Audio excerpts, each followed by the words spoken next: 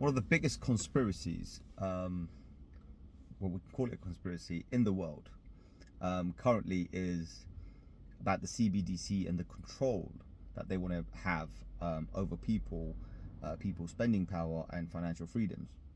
And like, when I'm talking about financial freedom, I'm not talking about being mega rich and being able to spend whatever you want.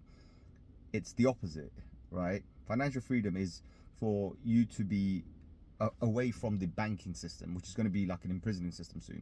So I'm talking about the future. I know a lot of people are recently starting to think I'm kind of lost my mind or something. Probably have, I don't know, but a lot of things have been going on, and I've been thinking a lot and kind of thinking about the future and what's really going to happen. I'm not a writer. If I did, I would have written a book and I would have left it there, and I'm sure 50 years, 100 years from now, people would actually see these things come true.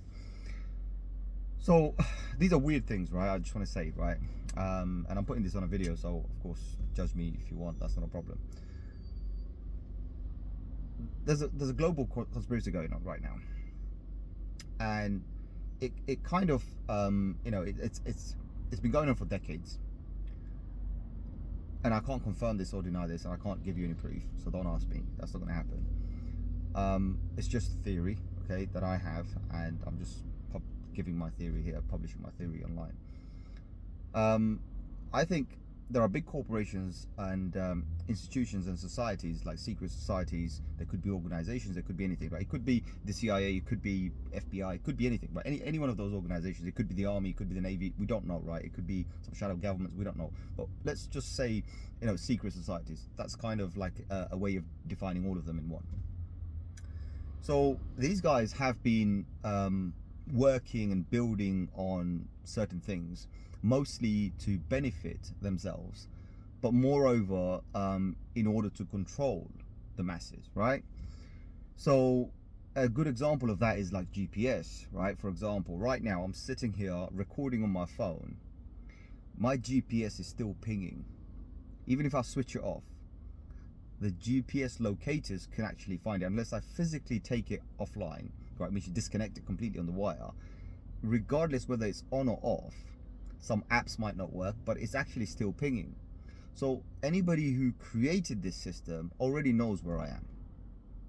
All right, so that's how that works, right? And then when we're talking about connectivity, like internet, right, again created by the army or military, whatever you want to call it, right? It's created in NORAD, but the point is they've created it for private conversations amongst themselves, and of course they've released it globally. Now, one thing a lot of people tend to forget: if an organization or a company or anybody, right, comes together and decides to create something that would benefit themselves, are they really and truly going to just give it to you for nothing?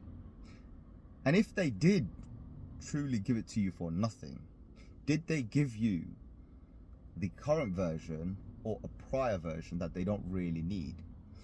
So it's quite funny, because when when you go to, like, say for example, if you look at like if you go GitHub and you look at these private projects and you look at these open source projects, there's a stark difference. Open source projects, decentralized of course, but what you'll find is they're not as good as the centralized ones, because the centralized ones, they're protecting a lot of things like the business practices and business secrets. They're protecting a lot of stuff there. So there's a lot of stuff hidden in there, which makes them better.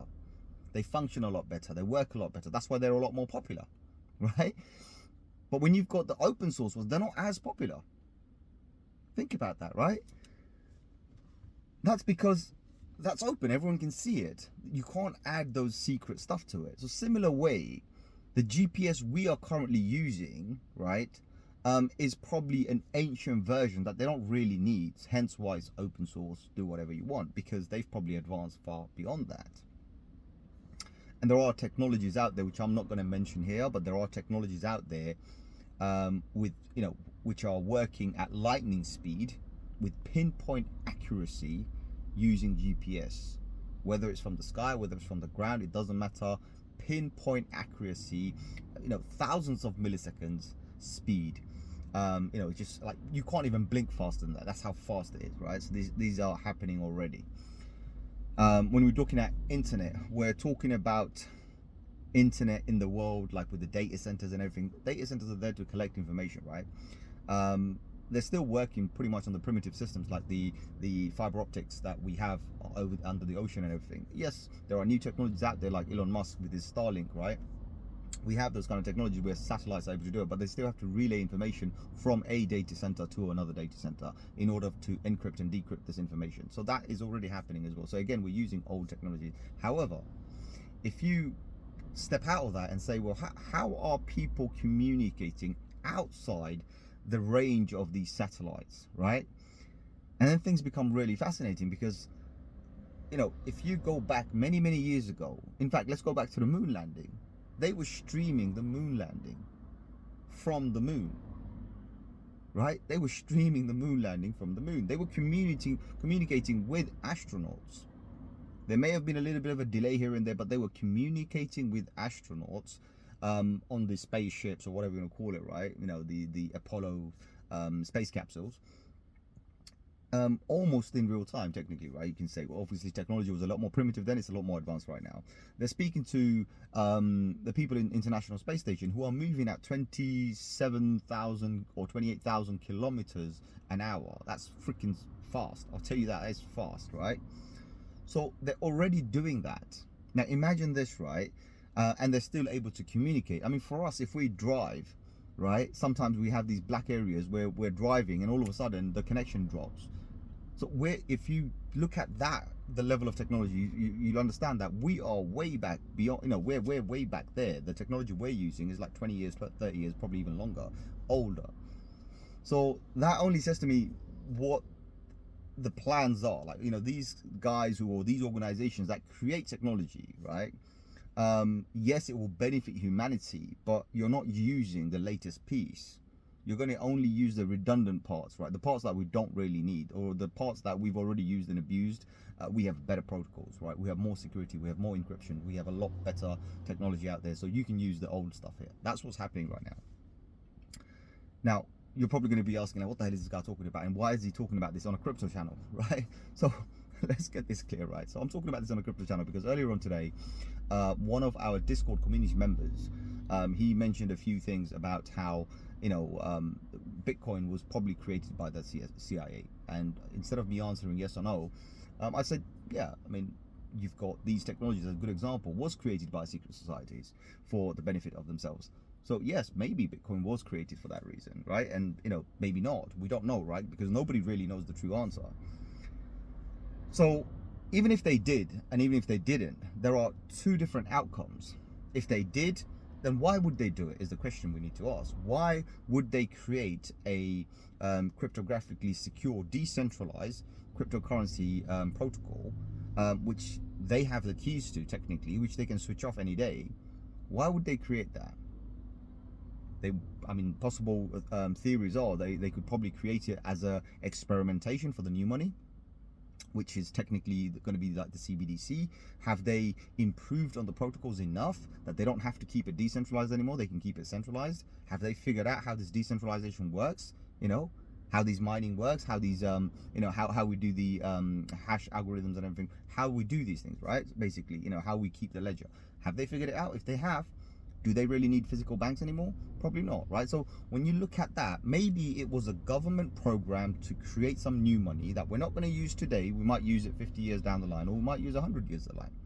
Now, the reason I'm saying 50 years expires, whatever, right? There's a reason behind this, because you have to understand when the CIA was formed. It's another story as well. So CIA was formed after the World War, I think it was World War I or World War II. No, sorry, World War I. So CIA was formed after the World War I. So it's almost like, you know, close to 100 years, right? Or probably more. But the point there is, like, you've got these organizations who are thinking far beyond what a normal person can comprehend, right? And they figured things out, right? So, you know, it just becomes really fascinating. It's like, so what would be the plan? Now, if the CIA wasn't involved and if Bitcoin came about, then what could, you know, the other path, right? What happens now? Well, now it seems a lot of these institutions, mega money institutions, just want to gobble up every single cryptocurrency they can. And when I'm saying gobble up, literally, they want to destroy them, they want to get rid of them, they want to regulate them, you name it. Everything that basically impacts them in one form or another basically. So whether they go, it gets completely devalued, or whether they buy up the whole lot and become a whale, that's the kind of an agenda that I'm assuming that's happening right now. So a company like BlackRock comes in and says, well, we want to launch our Bitcoin ETF, which is a shock to everybody. You've got the largest fund manager on the planet, asset manager on the planet, turns around and says, we want to do Bitcoin. I mean, something so petty. Why would you want to do that? Clearly there's an agenda behind it. So you've got to ask yourself questions and say, well, clearly there's an agenda. If there is an agenda, what could it be? Is it that they just want to make money? They could make money elsewhere. I mean, why mess around with the market cap of something that's only about 500 billion? I mean, you could buy entire Bitcoin market. You can literally buy all of them, for a fraction of what you hold. So why would you even be interested, right? And there were many excuses. So I'm ignoring all the excuses, and I'm thinking on another way. I'm like, well, what if you want to take control? And what I mean by that is, if BlackRock takes over BTC, has a majority share on BTC, or by technical terms and in reality actually, Bitcoin operates on a consensus mechanism, right? Which means that whenever we do upgrades or whatnot, or any proposals are made, we go for voting, and we vote and we say, right, we want this proposal to go, we want that proposal to go, we want this upgrade to happen, and majority always wins. Well, now if you have BlackRock owning majority, can they manipulate, technically, because they can, right? And they will do it because of the rules that are set by consensus, decide to change the protocol? Think about that. It's a shocker, right? And technically, yes, they can. There's nobody stopping them because the voting is anonymous. So if they have the majority number of coins and they win, like we've seen upgrades before where, upgrades didn't upgrades didn't go through. For example, when Bitcoin Cash was forked, the idea was not to be forked, but it got forked. Some exchanges and this and that, they said, no, we don't want it. So in the beginning, they didn't take it. So that's why it failed. If everybody says we'll back it up as Bitcoin Cash, then Bitcoin wouldn't have existed today. Same with a few others like Lightning and this and that, right? If majority didn't approve it, it wouldn't happen. And what happens there is another, cause and effect as well, right? What happens is, if a majority vote for something and they vote to upgrade and make some changes, usually it would just fork out, right? Which means the existing protocol will also exist. It just might not be used as much. Like we can see as an example of Ethereum Classic, for example, or even currently you can see Ethereum and Ethereum 2.0, right? It's actually two different protocols. Of course, with the way the algorithm works, a lot of people didn't even realize they were actually holding two different coins. So after F2.0, you had F2.0 coin, and before that you had F1.0 coins, right? But you didn't realize it because of that interaction with the exchanges, where the exchanges supported it, everybody supported it, where your coins would change by default just like that. So you didn't realize anything. It's already happened. But then that kind of worries me, because that same thing could happen to BTC. So people on exchanges may not even realize they're using a completely different version of BTC that now the BlackRock has pushed out, and they have control over it. Are they going to make money? Maybe. But what if they don't need to make money? What if they have allowable loss, right? They're an asset management company, so I'm sure they got plenty of insurances. So what if they're allowed to lose 10% of their margins or whatever? If they're allowed to lose this, then they could technically take over and destroy the whole thing, and that's it, it's out. So again, you're probably asking, what the hell is this guy talking about, and where is he leading to? Let me lead into this, right? So I'm going to leave BlackRock aside. I'm going to leave all of the other nonsenses aside. I'm going to leave all the conspiracies aside, right? And I'm just going to say something else. So I mentioned on Discord, I said there are only two coins that I would look at. One doesn't exist and one exists, right?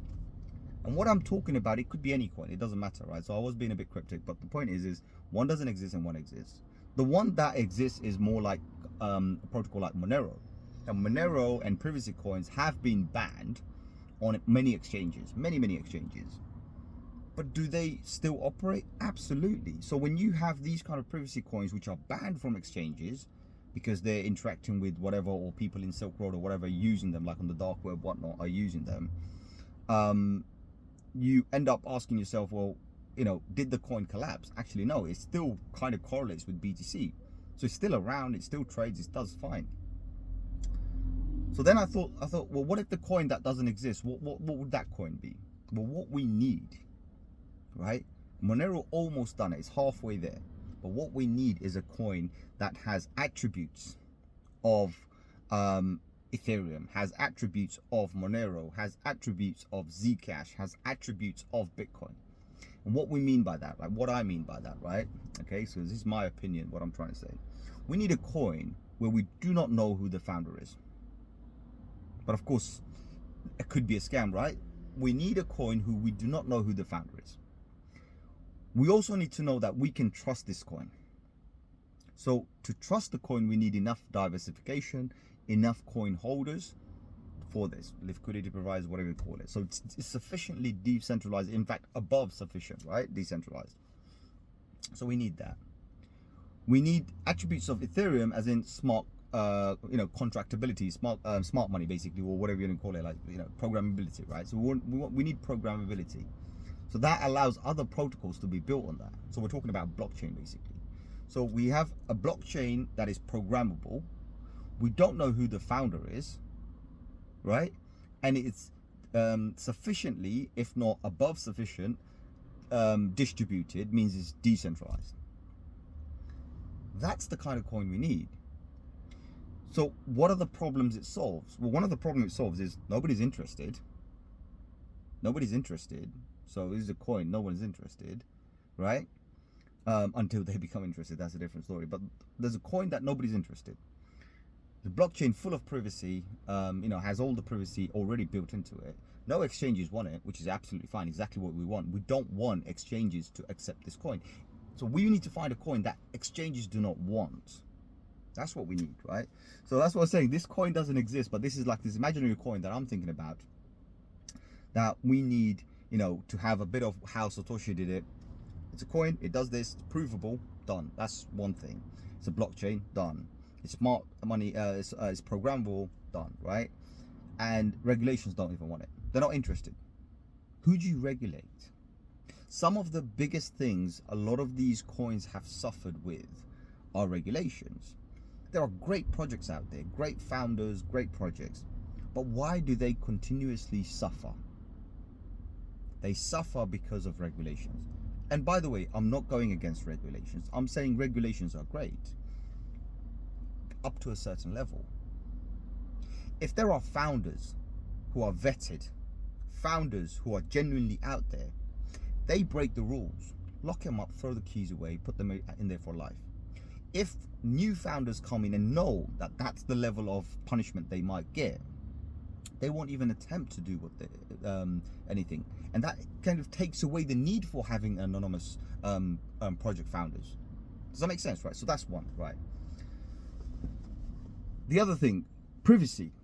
Privacy is a question that, again, like BlackRock comes in as well. One of the part of the SEC filing was that they will share information.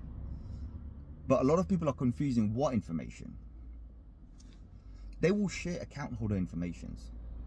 I'd rather them openly say they're going to share account holder information, because every other bloody accounts out there, every other organization out there, Google, Facebook, they're all doing it without your knowledge, without putting on a piece of paper. They're already doing it. They know who you are. They know what you buy. They know what you browse. They know what you like to eat. They already know this. They know exactly. They know where I drive every day. So sometimes when I jump in my car starts up. I've got Google system in there. When I jump up and my map comes on, my map is already telling me how long it's going to be to my destination. And the question is, how does it know my destination? Because it figures out at this time of the day, this man makes this particular journey. They already have that built in. So they have this model based on me. They know where I go every day at a specific time. Imagine that, right? So I'm okay with that. If BlackRock wants to share information, that's fine by me. That's just my account details. But that's only when I'm dealing with BlackRock. Question is how many people are actually going to be buying and selling ETFs with BlackRock. Well, I can assure you, Tom, Dick and Harry or shrimps like us are going to be far-fetched. It's going to be mostly the institutions. Now, are we actually going to do it? Yes, we are. We're going to be doing ETFs, right, with the subsidiary companies, with the little companies that are formed, which all build up into a big one, right? So the parent company is not going to be the one we're going to be dealing with. We're not even in that thing. So they're not interested in us. So the information that they're going to be sharing is not even us, right? They're not interested in us. They're interested in the institutions. That's all they are. So that's that, right? Let's get that out of the way, right? So privacy doesn't even matter. So for us, when we want to stay private, we buy on a decentralized exchange. We buy and we hold. Those are our wallets, right? When we do DeFi, whatnot, that's ours. So none of that matters with us. Because everything that everyone is talking about regarding privacy, well, you're not private the moment you try to cash out. Unless you can spend this crypto directly, you're never anonymous, right? Actually, it's so funny. You're never anonymous solely because you are actually interacting with someone and you're trusting a party who you are spending with or withdrawing or whatever in order for them to keep your secret. So there is no such thing as a privacy coin, right? In that form or manner, unless you stay outside the system. And that's what I'm saying. If regulations give people the opportunity, then we don't need a anonymous founder. We don't need a privacy-centered blockchain. We don't need all of this other stuff, right? We can operate openly, but the regulations need to give founders a chance. Now, if regulations are going to come after every great founder, and I'm talking about some of the guys like, for example, Cardano founder, Charles Hoskinson. I love him, right? He's a great guy, right? And I have, I don't care where he's from. I don't care what his culture is. I don't care what as a founder, he's a brilliant person. He's a brilliant mind. He's a great speaker. And he's inspired me. He's inspired me. And also, don't forget your second most favorite coin, Ethereum. He's one of the original founders of Ethereum. So think about that. So for me, I respect him. I like him. I like what he's trying to do. Is his project going to succeed? God knows. Am I buying into his project with speculation? Probably, right? But there's no such thing as 100% speculation. 100% speculation would be, I'm going to buy this today and I'm going to sell it when it goes up 50% or something like this. That's me thinking about a trade. That's me speculating. But that you could do with anything. I could go and buy an antique card, right? Or, like a Pokemon card. And say, well, that Pokemon card, if I break the packet, I might find a really rare one in there and it might make me 50 grand, right?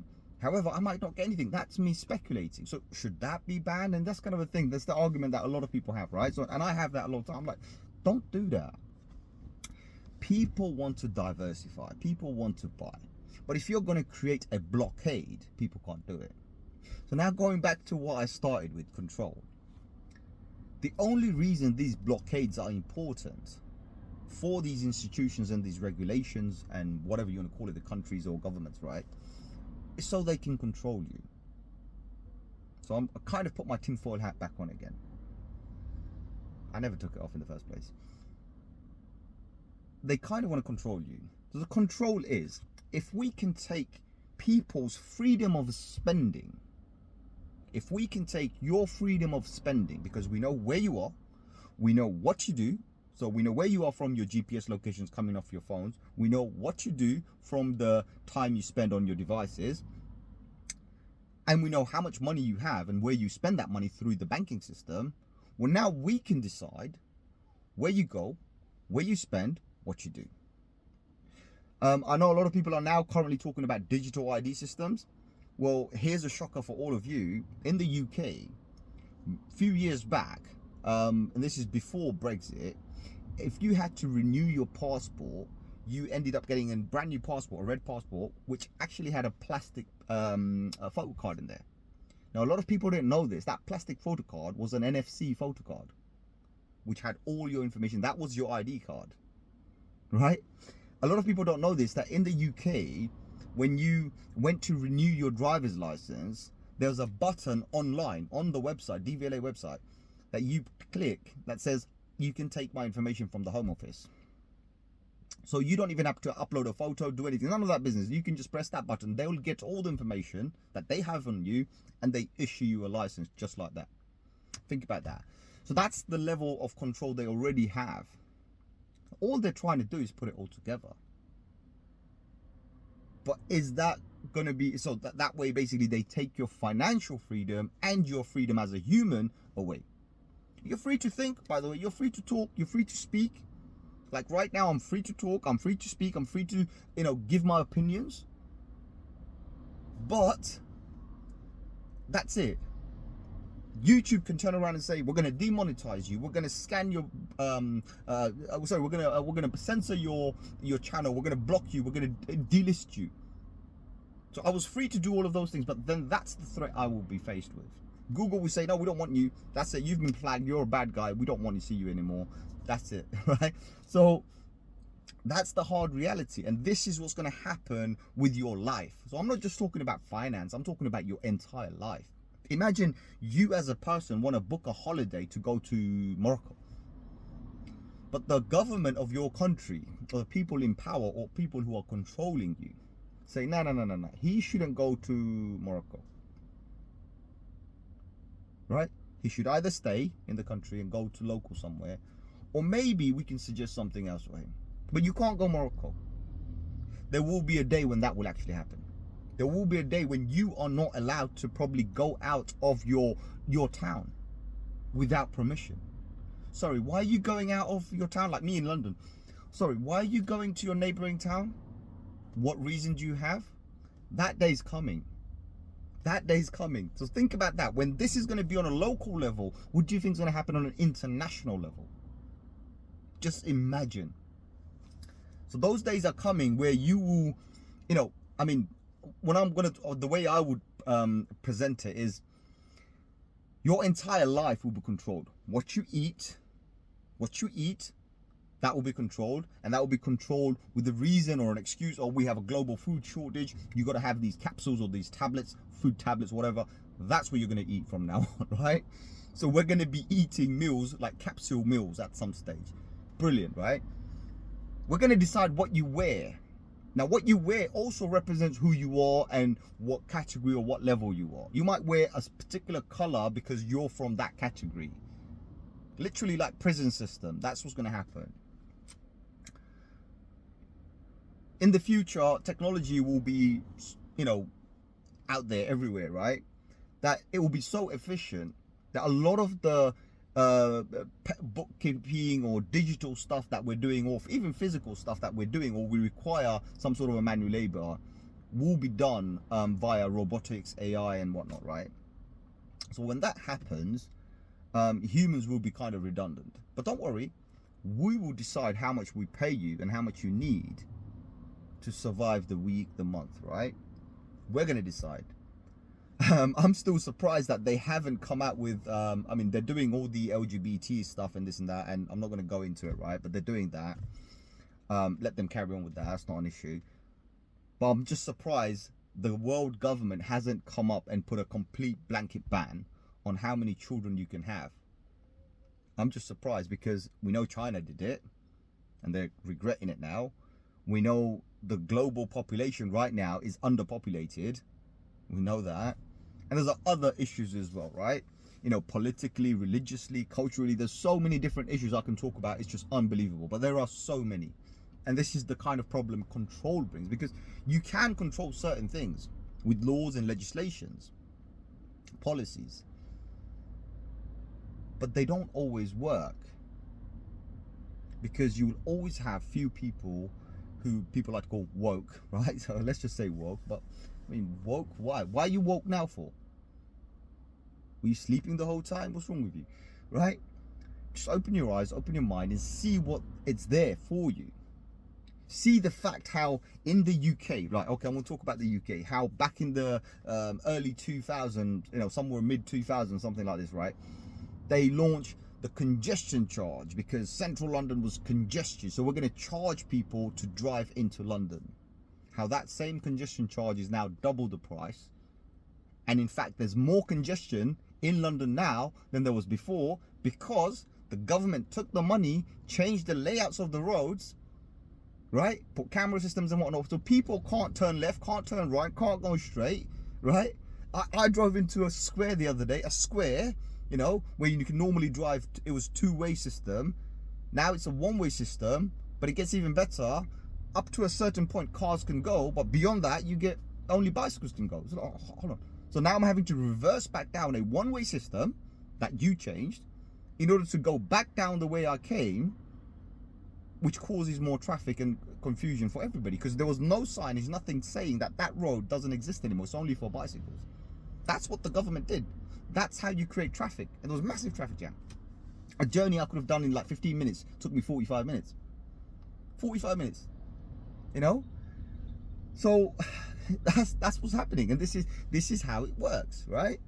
You know, control. Just implement something with an excuse, and then take advantage of the excuse, and then people get used to it, and then just carry on, or people just don't care. And that's what happens. Like people like me, I'm like, I don't care anymore, I just can't be bothered, you know. So yes, I'm driven away, I'm moved away, so I'm like, I'm not paying the condition, this and that, so I live far. But that's the reality, you know.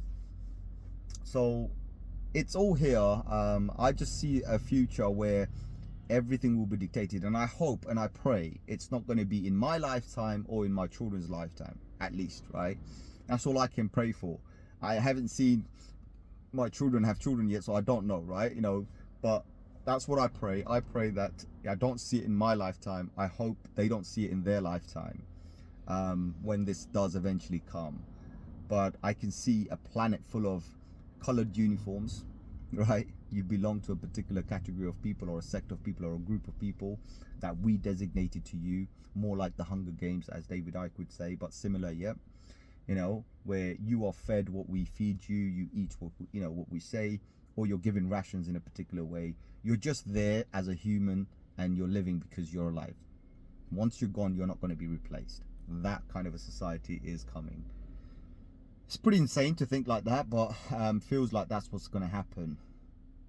You know, why? There's plenty of excuses, plenty of reasons. I can put a tinfoil hat and go on about it all day long, but I don't want to.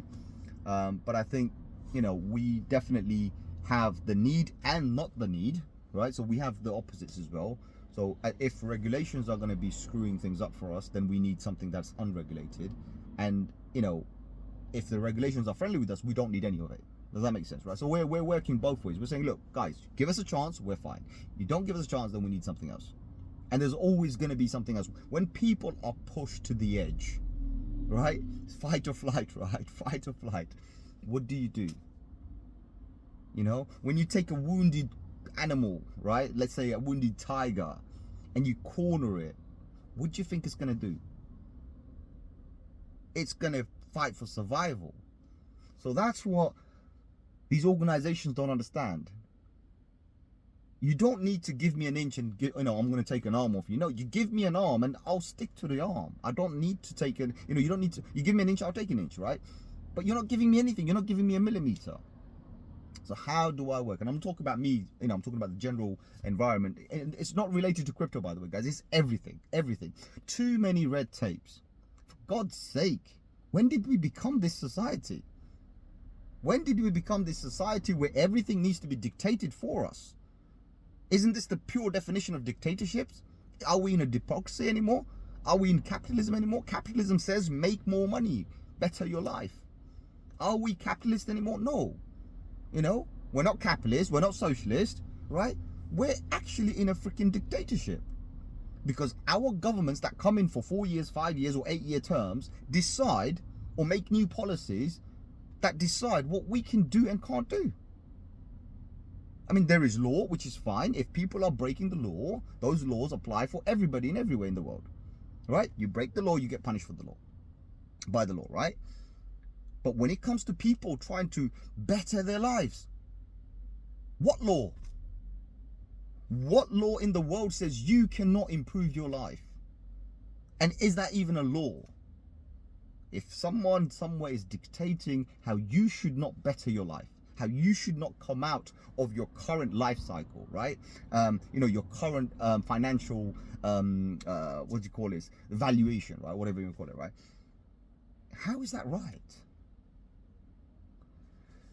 Anyway, I'm not going to say anything else. I will just leave it there.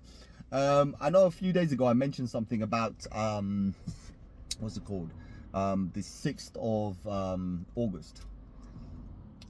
There are a few events that kind of line up with those particular days, but that's not actually the reason. It was basically the first week of the month, so I'm just telling you anyway.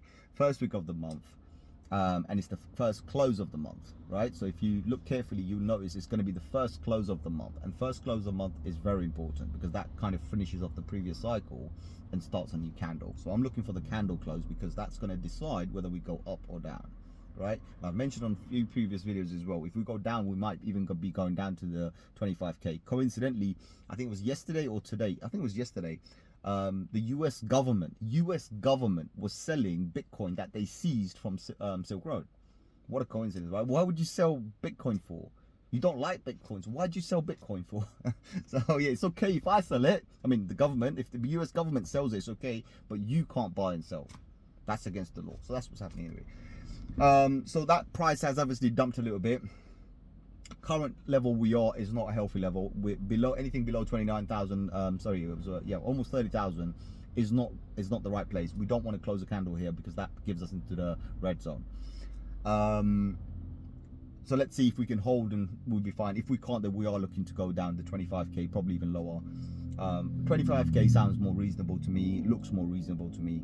And I think from that point onwards, it would take a few weeks for us to start bouncing back up again. Now, the way to look at it is 2 weeks, right? So you go back 2 weeks for all of this to happen. So that will then lead into the 6th, and then we should see a big move up or down, right? It's very important.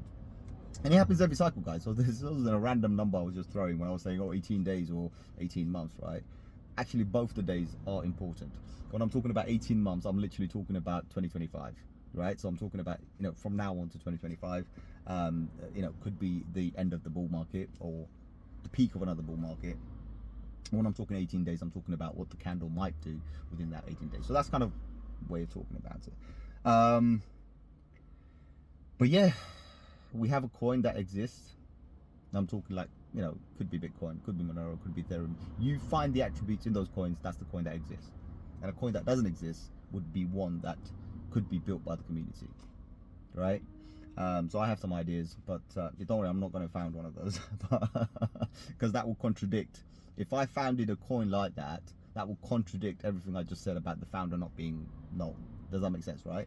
So yeah, let's see where it goes. Let's see where it leads.